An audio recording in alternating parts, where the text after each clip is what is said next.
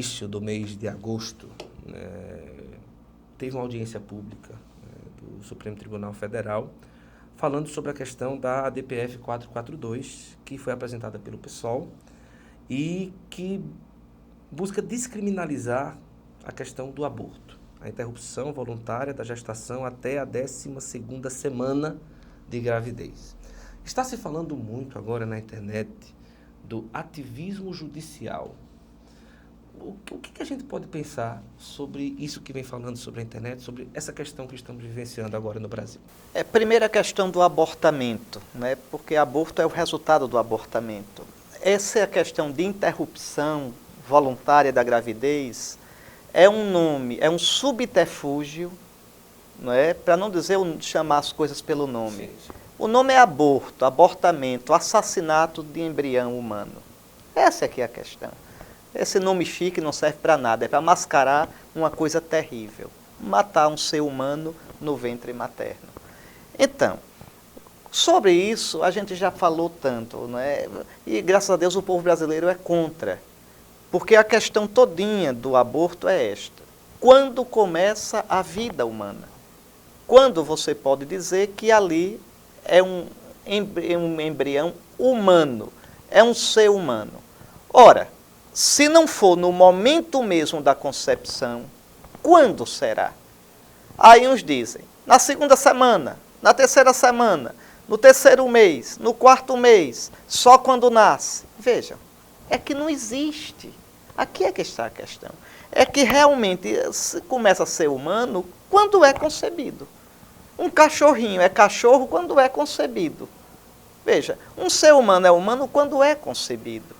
E o dever da sociedade, do Estado, é tutelar a vida desde o seu primeiro momento, até o último e em todas as suas situações e formas. Por que é que quando nasce é tanto cuidado e antes de nascer pode matar? Não tem sentido isso. Ah, mas a mulher é dona do seu corpo. A mulher é dona do seu corpo.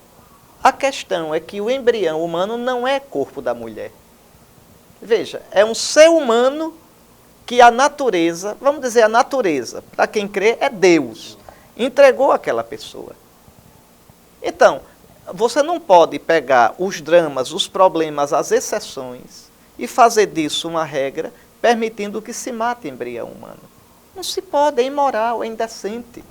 Então, pronto. Agora, se a sociedade quer discutir essa questão, qual é o lugar legítimo para se discutir isso? No Congresso Nacional. Por que no Congresso Nacional? O Congresso, você sabe, é a reunião, o Congresso é formado pelo Senado da República e pela Câmara dos Deputados. A Câmara representa o povo, o Senado representa os estados. É por isso que na Câmara o número de deputados varia de acordo com a população dos estados e no Senado não, são 3 senadores para cada estado, porque representa os estados, as unidades da federação. O Brasil é uma república federativa, pelo menos de nome. Então você veja, onde é que se deve discutir essa questão? No poder legislativo. Por quê?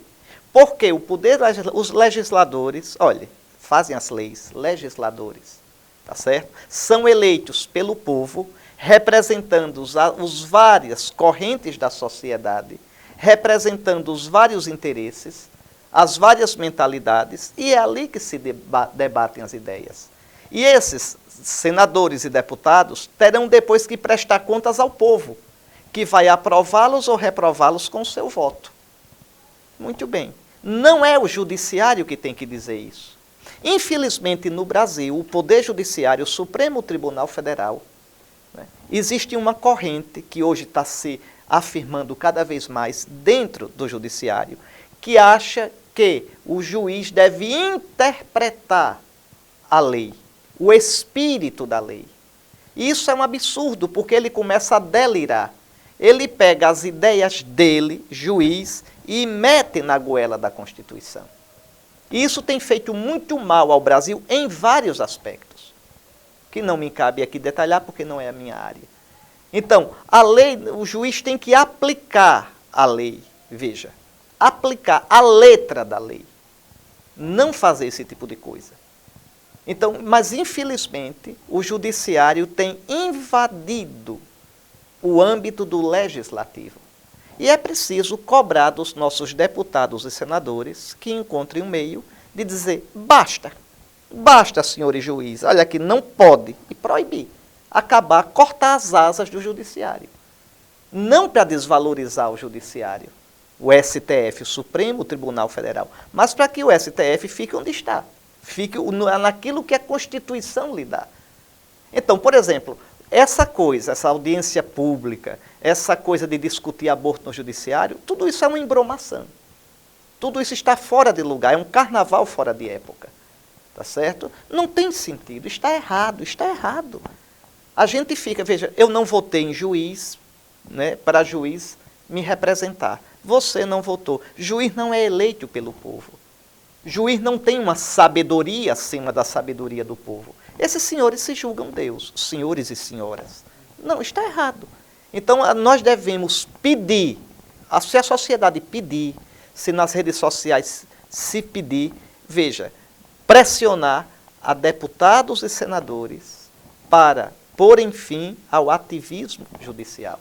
Repito, a justiça é importantíssima numa república, numa democracia, mas a justiça nos limites da justiça. Então, infelizmente, o Brasil está numa crise, inclusive por culpa do STF, que ao invés de dar exemplo de cumprimento da Constituição, fica inventando, tá certo, malabarismos, acrobacias, que a gente fica assustado. Uma insegurança jurídica tremenda. Parece que cada cabeça de um juiz do Supremo, não chamo de ministro não, de um juiz do Supremo Tribunal Federal, parece que a cabeça de cada um deles é a Constituição. E a letra da Constituição voa, desaparece. É isso o ativismo judicial. Então a gente sabe que no Supremo tem juízes que são favoráveis ao aborto. Não só são favoráveis, mas são militantes. E que aproveitam a sua alta função para passar a sua militância ideológica. E isso está errado. Isso é contra a Constituição. Isso é uma traição ao povo brasileiro e à República. Mas como eles não dão contas ao povo, porque não foram eleitos pelo povo, se sentem deuses. Aí tem que citar os Salmos, o que o Senhor diz aos juízes: vós sois deuses, pelo menos vos julgais, mas morrereis como homens. É isso.